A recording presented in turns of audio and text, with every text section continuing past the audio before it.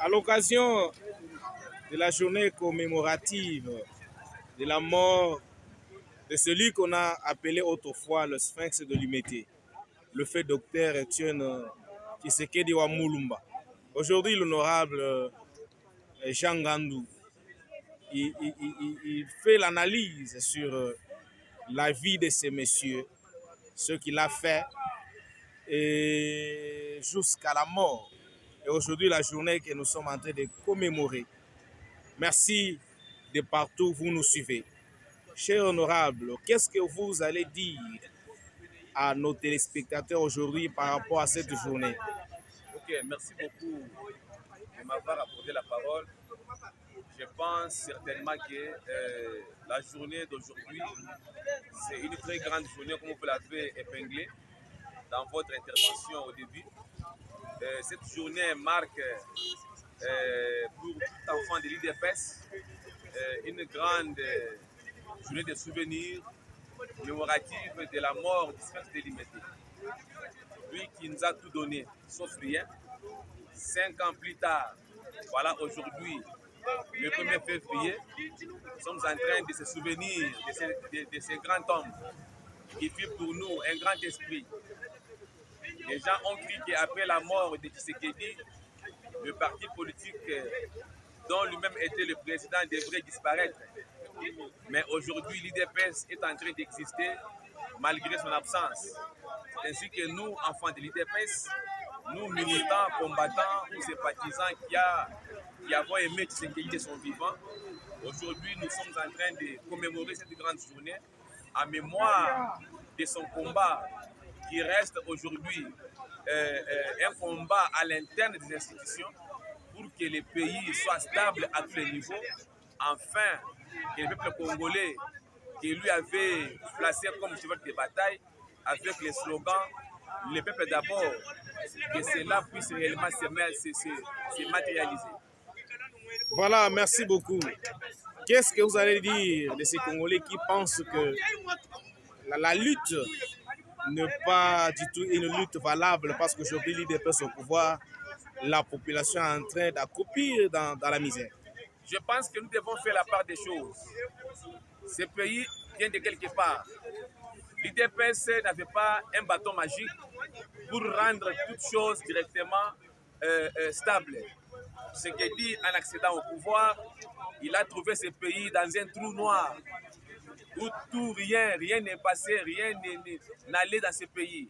Il y avait la guerre à l'Est, il y avait l'instabilité au niveau des institutions, il y avait la corruption, il y avait la mauvaise gouvernance, il y a eu plusieurs choses qui ont caractérisé les anciens régimes que nous avons succédé à travers l'alternance pacifique dont Tshisekedi s'est battu pendant les 37 ans d'élite. Parce que prendre le pouvoir pacifiquement aux mains d'un militaire qui s'était transformé en un civil, ce n'était pas aussi facile. Vous avez vu, il y a eu des martyrs, il y a les gens qui sont morts, il y a des gens qu'on a brûlés vivants. Il y a les femmes et les enfants qui sont restés veuves et orphelins aujourd'hui grâce à leur bravoure, grâce au combat mené. l'IDPS est au pouvoir. Mais ce que les peuples doivent mettre en tête, c'est quoi? Nous sommes en train de partir lentement et sûrement vers un état de droit, vers un état émergent. Parce qu'avec Tshisekedi, il fallait mettre les fondements, il fallait mettre les jalons, il fallait réparer la justice, il fallait combattre la corruption, il fallait mettre les décors afin que le pays soit réellement un État. Ça fait des années que le Congo n'a pas existé dans le Conseil des Nations. Voilà, avec l'IDPS au pouvoir, la RDC retrouve sa place de prédilection dans les États-nations, dans le Conseil des Nations. C'est quelque chose qu'il faut allouer, qu'il faut d'abord applaudir.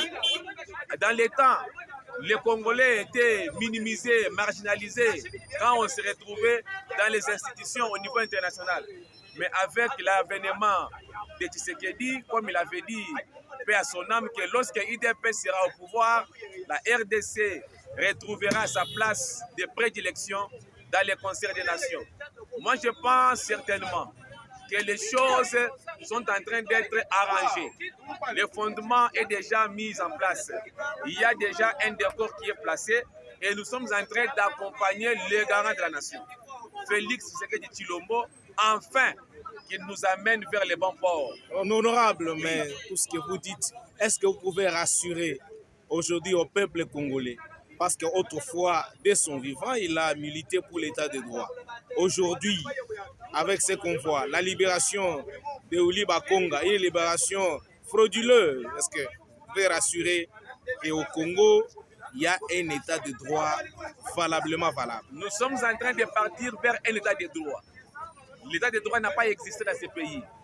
Nous sommes dans un chemin qui nous amène vers un état de droit. Ce chemin n'est pas facile à parcourir. Il y a des embûches. Ce que vous avez débrûlé là, c'est ça même ce que je viens à parler, que dans la justice, il y a des faiblesses. C'est-à-dire, jusque-là, il n'a pas encore rencontré les hommes qu'il fallait, qui doivent marcher selon sa vision.